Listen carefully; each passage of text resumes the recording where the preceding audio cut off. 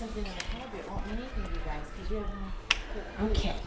I'll leave it. It's okay, Mom. Now, how do you come to acquire a Barnell?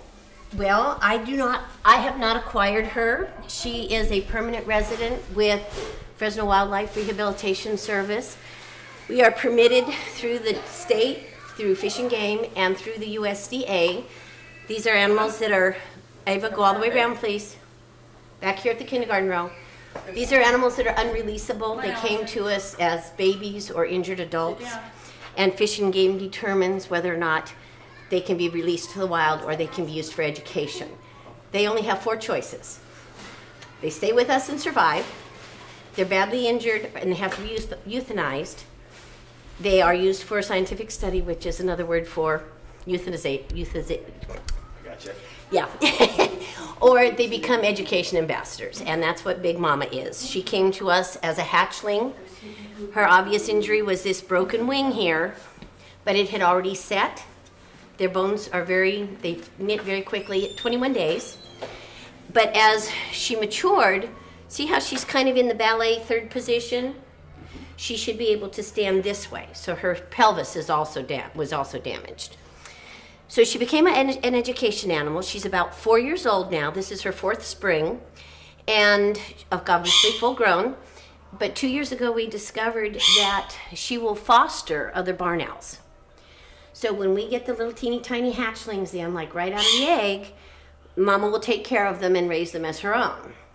And what's fascinating to us as caregivers is that she was raised by humans, but she knows instinctively how to raise the babies. She hears the babies cry, and we put the food in for her, and she rips them up into little bitty pieces and feeds them. She teaches them how to talk.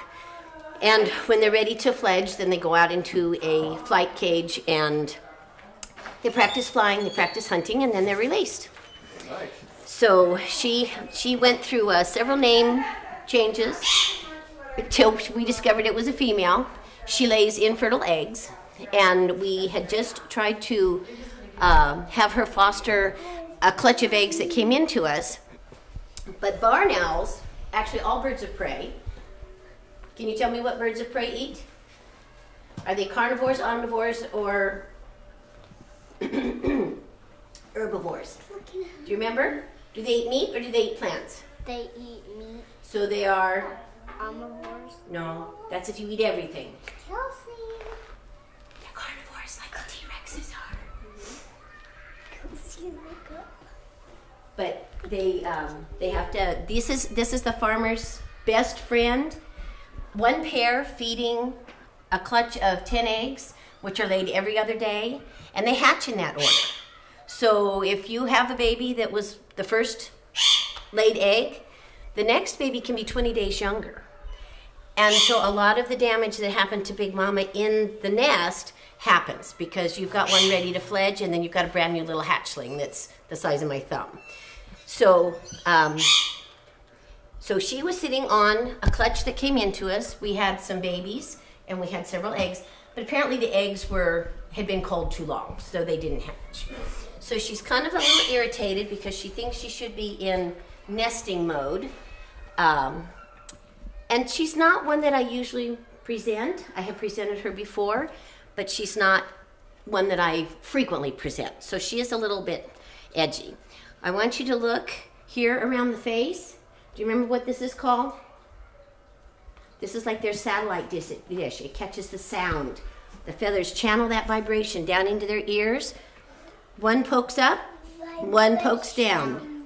Vibrations, exactly. And that's what it works like, just like a satellite dish catching the signal. And those are very specialized feathers that channel that vibration. Okay?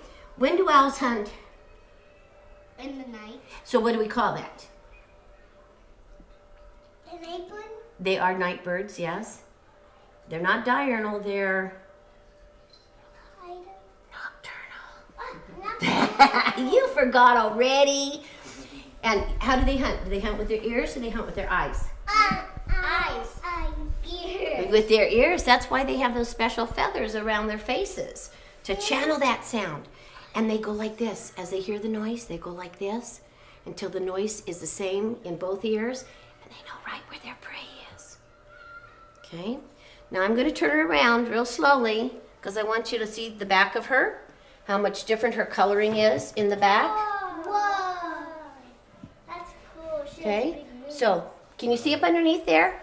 A lot of times Fresno Wildlife gets a phone call, I have an Arctic owl in my backyard. Do you see why people would think she's an Arctic owl? Because when she's flying, she's all white underneath there. But if she was in your barn and she was facing the wall, like this, she would blend right in with the wood in the barn. What is that called? When you blend into your surroundings and you can't be seen. Do you remember camouflage, boys and girls? Do you remember camouflage, boys and girls? No? Oh, come on. I think you're asleep today. But she's looking because she doesn't know what that is up there. She's a little anxious. What color do you think her beak is? Brown. It is white. That's why it doesn't look like she has a beak. And another thing about a barn owl that is very different from the other owls, her mouth is under her beak.